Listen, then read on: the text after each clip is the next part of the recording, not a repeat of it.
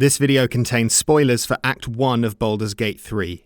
According to Larian Studios, Cleric is the least played class in Baldur's Gate 3, and Githyanki is the least played race. Today's protagonist is Twilight Eclipse, a war domain cleric with a beautiful head of real Githyanki hair that is real.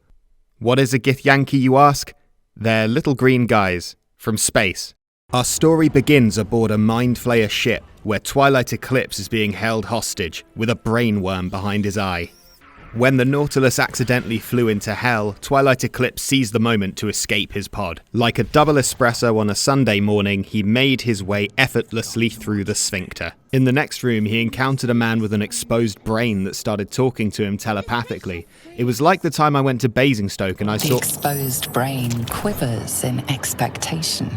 You realize you're talking to an intellect devourer, a minion of the Mind Flayers who abducted you. Okay, that's new, that's fine. This video is a collaboration now.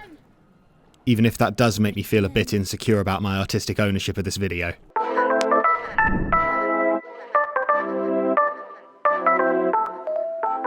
Twilight Eclipse crushed the talking brain in his hands because that's what his character would do. In the next room, another Githyanki appeared behind a fleshy outcrop.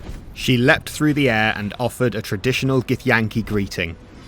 Abomination, this is your end. It was love at first sight, and Lae'zel met Twilight Eclipse's eyes with a longing stare. The two Githyanki celebrated their new partnership by killing some imps. Damn you! Get me out of this taxi! Don't waste time on Istik. We must go. If you leave me, I'm dead. Please!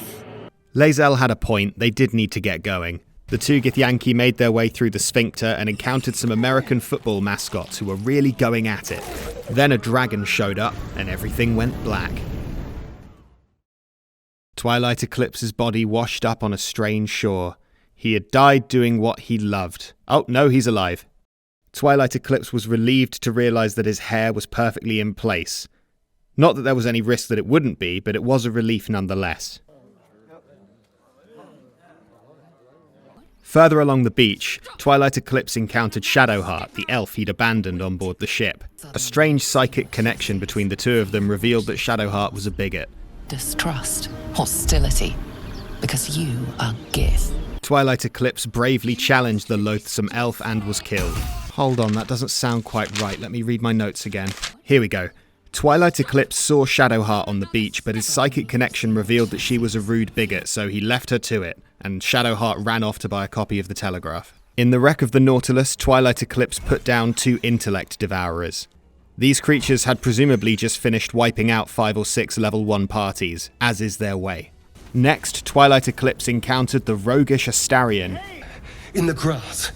You can kill it, can't you? Like you killed the others? Thankfully, this little scuffle did not disturb our hero's perfect and real hair. After introducing Astarion to Githyanki diplomacy, Twilight Eclipse realized something. He and Astarion were connected by a psychic bond. With both their lives at stake, Twilight Eclipse followed his heart, and so began a healthy friendship based on mutual trust. All right. I accept. Lead on. They found a Mind Flayer nearby. H.P. Lovecraft would have a hard time describing it, but I'm better than him. It had tentacles on its face and weird eyes. They looked at the squid with disdain and battered it. Elsewhere, Lae'zel, aka Bazel, aka Manic Kithrak Mean Girl, was being held captive. Twilight Eclipse intimidated her captors, who fled in terror. It was incredibly romantic. Her eyes were like pools of festering pond water. Her hair was so credible. Her nose was upturned like that of a politician visiting a pub. They heard a commotion nearby and looked on as a party of goblins attacked a magical grove. Twilight Eclipse could not help but admire the goblins' tenacity and desire for conquest and glory. His admiration was interrupted by the arrival of a man who radiated protagonistic energy. Provoke the blade and suffer its sting. Is it too late to make this whole video about Will? Yes. The goblins were promptly and decisively wiped out, as is their tradition. Inside the magical grove, tensions were running high. We was running for our lives. Please, you were begging me to open the gate. Anything to save yourself, you coward!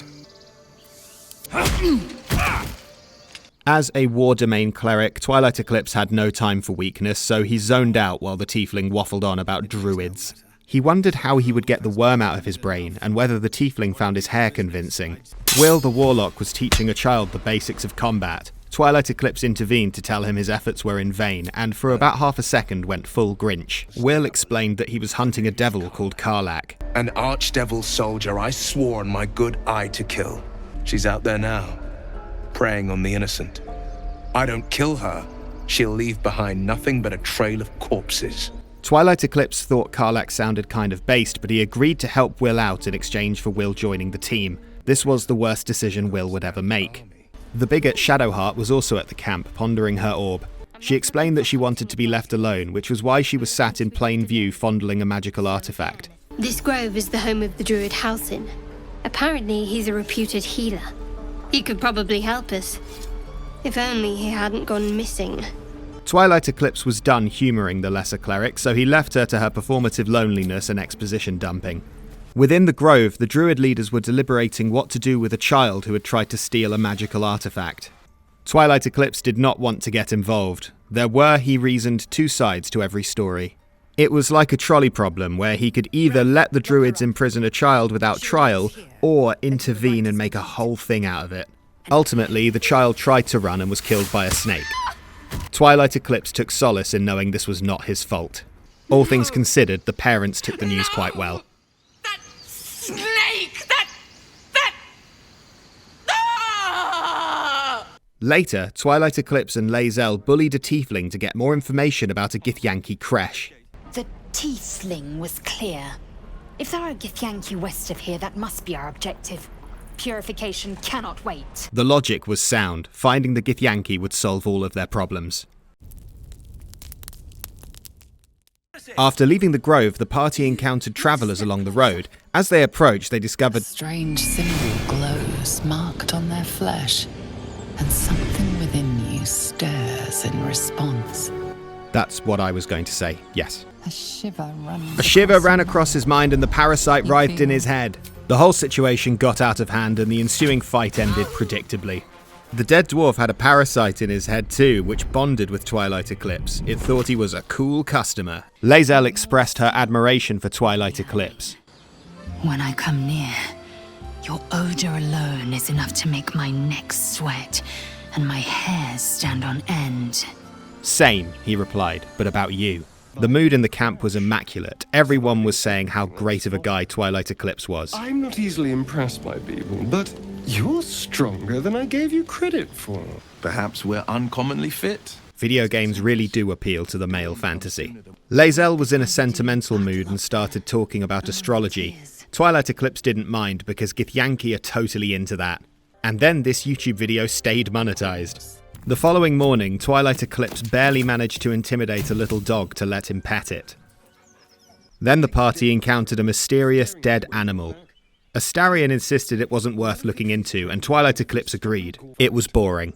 In a building surrounded by dead gnolls, the party found a group of wounded priests.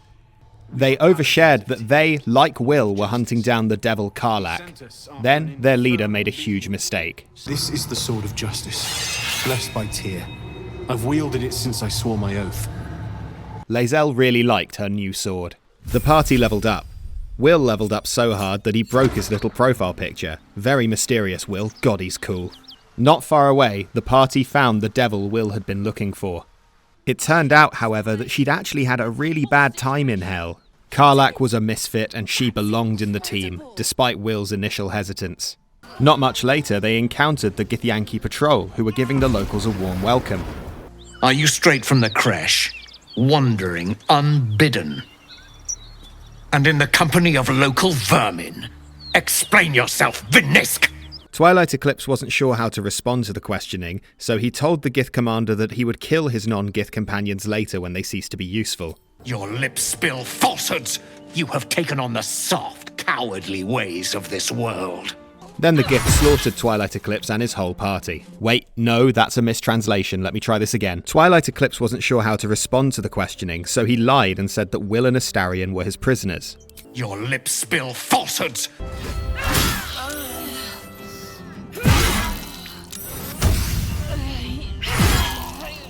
That still doesn't sound right. Twilight Eclipse decided the Gith party had bad vibes, so he turned and ran the other way. The party backtracked to the beach the Mind Flayer ship had crashed on, and Astarion tried to pick a lock.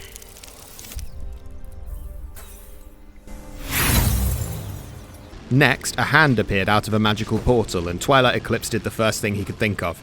A hand? Anyone? Ow! Perhaps I should have clarified? A helping hand? Anyone? As he pulled the wizard out of the wall, Twilight Eclipse was struck with a profound sense of hatred. The wizard waffled on smugly, not even thinking about how authentic his hair looked and how visibly it sprouted from his scalp. Twilight Eclipse drew his sword, ready to strike. Really don't want to do that. Not a threat. Just an observation. In a desperate attempt to save face, Twilight Eclipse left the wizard behind on the side of the road. He had enough loyal companions already, he reasoned. Wrongly. In a nearby ruin, some rapscallions were arguing about what to do with the crashed Mind Flayer ship. When Twilight Eclipse asked if he could have some loot, they responded by being really mean. What's wrong with his face? Freak? Dead freak? Get him! Our hero made a mental note to never give anyone the benefit of the doubt. Ever.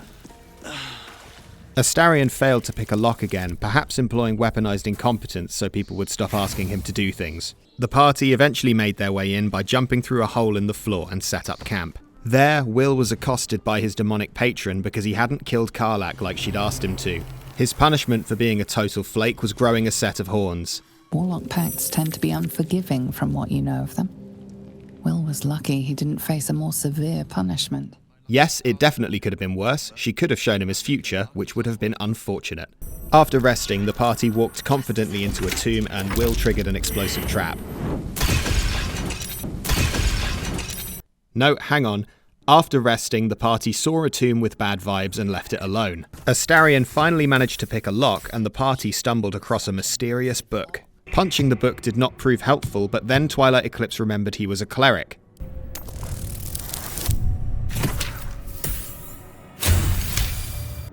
You have a sense these are names, a list. But of what? Sadly, he wasn't a very good cleric.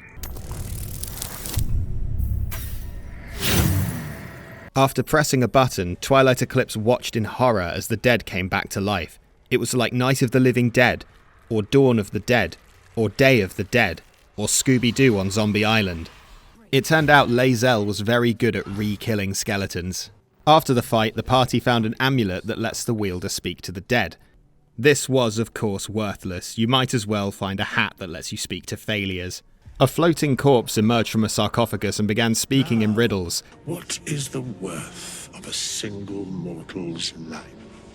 Twilight Eclipse's usual methods didn't prove fruitful in this case. The corpse said something cryptic about meeting again and then wandered off like a senior citizen who just finished recounting his life story in Tesco. Back in the sunlight, some would-be adventurers were mourning the loss of their friends. Twilight Eclipse gave their leader some pointers about personnel management. In exchange, the leader warned Twilight Eclipse that there were goblins around. Walking confidently into the next town, the party was surprised to find there were goblins there. Don't bother running. My archer's got decent aim and plenty of arrows. Twilight Eclipse ordered the goblin leader to stand down. The reply from the goblins was immediate and painful. Will came in clutch here by using the shatter spell to break every bone in their little goblin bodies. He also threw one of them off a roof, which was very funny. Then he did it again, and it was even better the second time. Further into the town, the goblins had tied a gnome to the arm of a windmill. This is objectively one of the funniest things goblins have ever done. Nice one, goblins. When the goblins tried to get Twilight Eclipse involved, however, the fun had to stop. Lae'zel took one swing at the goblin leader and he surrendered and handed over his prized axe. I wonder what he's up to now. After unplugging the windmill, Twilight Eclipse went to talk to the gnome. The gnome looked through him, as if there was something he didn't believe about his Githyanki saviour, A few more minutes on the windmill might teach him a lesson. Never mind. That night, Twilight Eclipse awoke to catch Astarion in the act. Shit. I wasn't going to hurt you. I just needed, well, blood. There, in the dim firelight, you see him for what he really is. A vampire, a slave to sanguine hunger.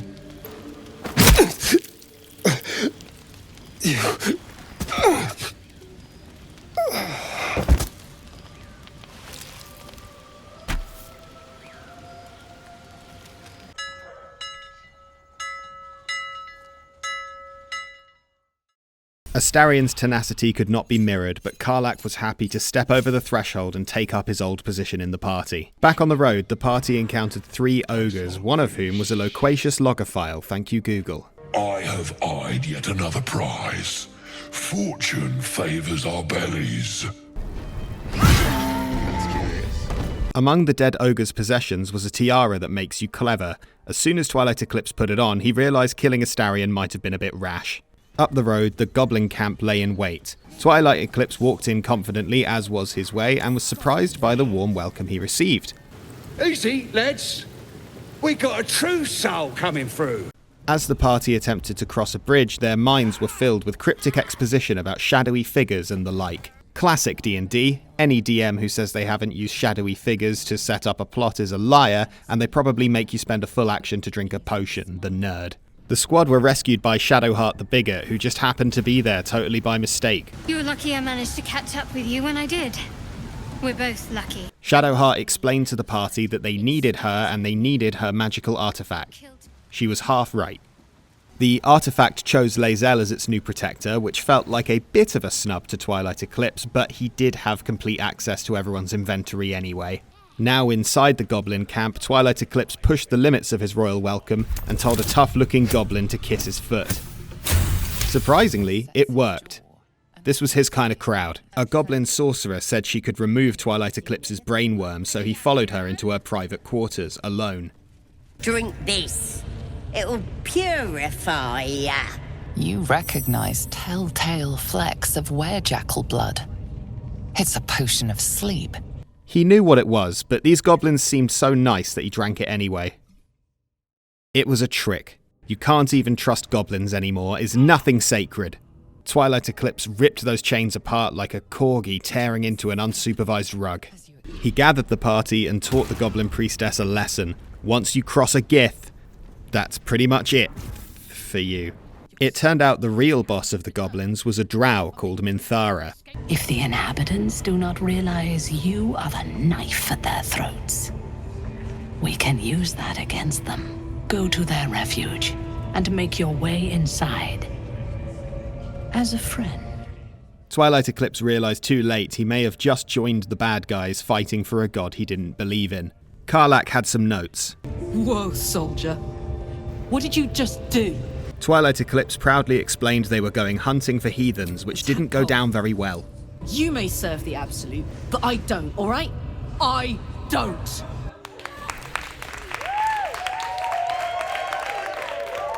That night at camp, Twilight Eclipse was feeling unwell. I see it in you. I feel it in me.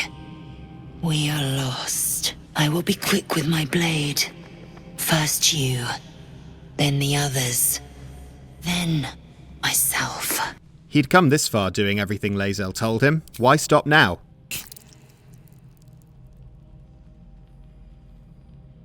Okay, maybe that isn't canon. Let's rewind a bit. Karlach had some notes. Whoa, soldier. What did you just do? Twilight Eclipse didn't call anyone a heathen, and while Karlach was annoyed, she didn't leave. Instead of letting Lae'zel kill him at camp, Twilight Eclipse looked into her mind and found she had a fear of having no clout and turning into a squid. I'd never considered this, but it's something I'm quite scared of now as well. Our hero then slipped into a dream where a magical woman told him he should put even more worms into his head. To you or me this might sound strange, but Twilight Eclipse was wearing the tiara of cleverness. It all made perfect sense. He had a few spare parasites in his pocket, so he popped them into his brain. This, he reasoned, was a great idea. A new day dawned on the Druid Grove. Little did its inhabitants know that a confused Githyanki cleric with literal brainworms was about to turn their world upside down. Gods above, you're alive. A little light, just as the day seems darkest. Dramatic irony is a literary technique in which the audience knows something that a character does not. Will was off screen, but he still had something to say about this deception. He defected from the party and joined the Tieflings, which, while fair enough, was quite hurtful. Lae'zel wasted no time and killed him in one turn. So fell the Blade of Frontiers. Fashionably late, the goblins arrived. As a way of greeting them, Karlach belted a Tiefling off the wall into the waiting mandibles of a scary spider. Lae'zel finished off the Tiefling leader, and the goblins made their way into the grove. At this moment, while I saved the recording, Karlach ran over and informed Twilight Eclipse she wanted nothing to do with him. I don't remember exactly what she said, but it was something like, "I'm not doing this anymore, you weird little green creep, what the hell is wrong with you? I should have left you at the goblin camp and I wish Lae'zel had cut your throat for some reason."